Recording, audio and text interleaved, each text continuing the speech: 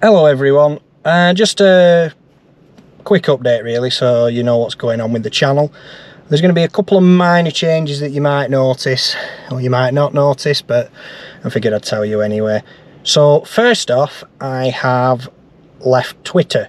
Not that anybody will probably care, but I think you can fathom out why I've done that.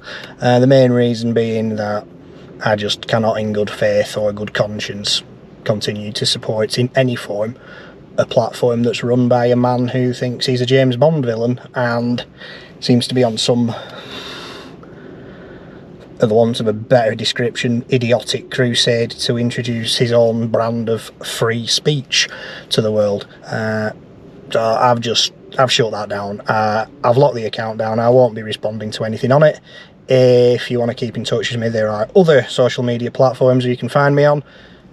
Secondly, you may possibly notice there will be advertisements appearing in some of the videos. That's because I have now reached the monetization threshold, and I'm going to be honest with you, you might not like YouTube capitalism. Nobody really likes YouTube capitalism, but it does cost money to make videos.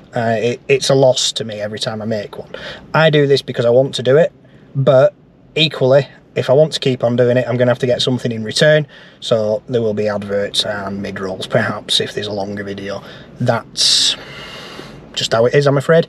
If that bothers you, then I'm sorry, but you know, content isn't free. People do have to make a living themselves. So yeah, those are the two big things that we need to just be aware of going into the future.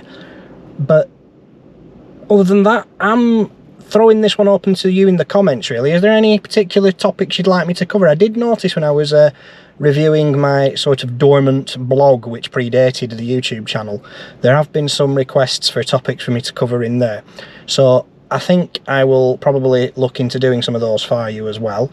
Right, well I think that sums up where we are with the channel now. It was just a quick update so you know, and I will see you for a proper video very, very, very soon.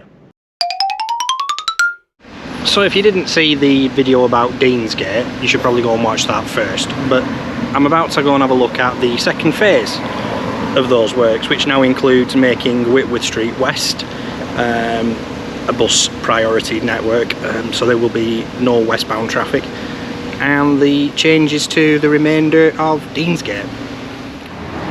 Presently this is still running as two-way traffic. It's not going to be closed for a while, but the roadworks have already started to modify curb lines and get rid of some of the parking bays and introduce the bus priority that's going to go in.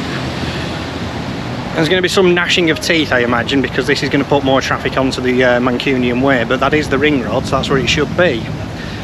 This has always just been a rat run for people avoiding traffic jams on the approach to the Regent Road junction, which is still definitely a weak point in the whole city centre. They spent a fortune redoing that junction and didn't actually improve it. In fact, I think they made it worse.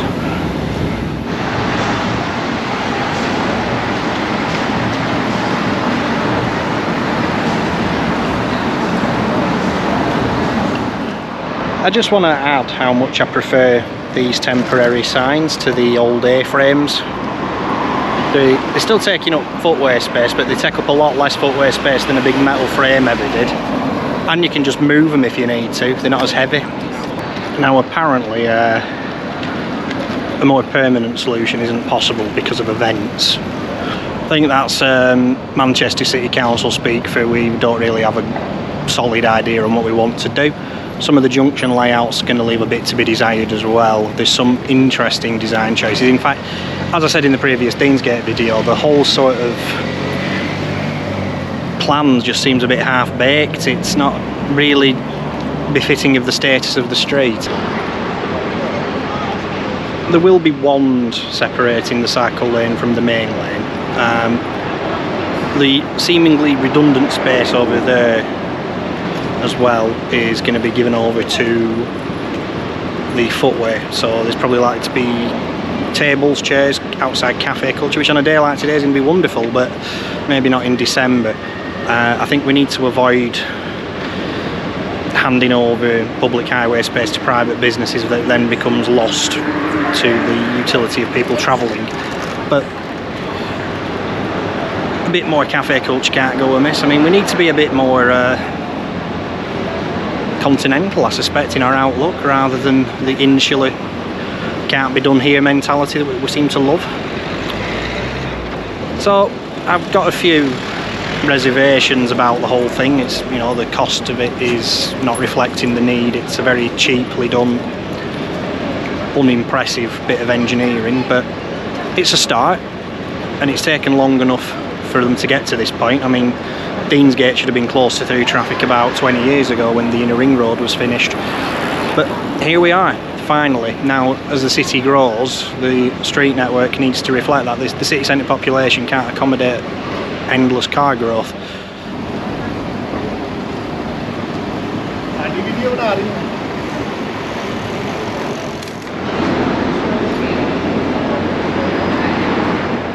Now, instead of wands here, I would have been looking at a bolt down curb, because a vehicle loading is going to draw up against that line and probably knock the wands down because they'll want to park against the curb. Put a curb in, you can put bolt down curbs in that you can lift out. You don't need to have a permanent one if you're doing a temporary layout, but wands aren't going to be enough there. I best film a little bit further up or I'm going to get inducted into the Church of Scientology. Forget they have their office on Deansgate.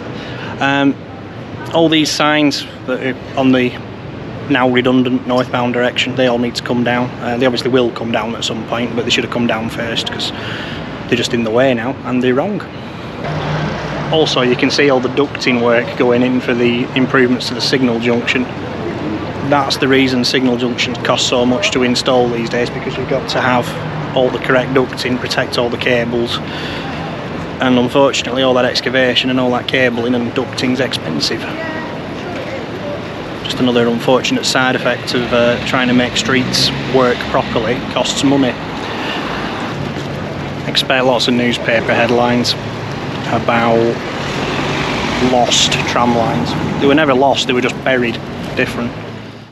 And to finish off with, we will have a look down the road as seen from a car. Obviously this is still unfinished, so you don't get a full picture of what's planned, but my main concern remains that this is going to look very, very temporary and not prestigious enough. There's also going to be on-street pay and display parking retained. Now, I can understand loading bays and I can understand blue badge bays, but there's 2 multi-storey car parks within 5 minutes walk of this area. Why do we need on-street parking bays? There's also some really weird things planned in terms of cycle access from side streets. The junctions aren't going to be Cyclops type junctions, so cyclists are going to be expected to use unsuitable narrow back streets, back alleys, which after dark are a bit of a safety risk, not very inviting for more vulnerable people. It's a letdown. It's not what the city needs. It needs to be much better than this. This is very, very low effort, and yeah, I'm disappointed, but you never know, maybe things will get better in future. I think that covers it really. So that's the changes to Deansgate. I'll see you next time. Bye.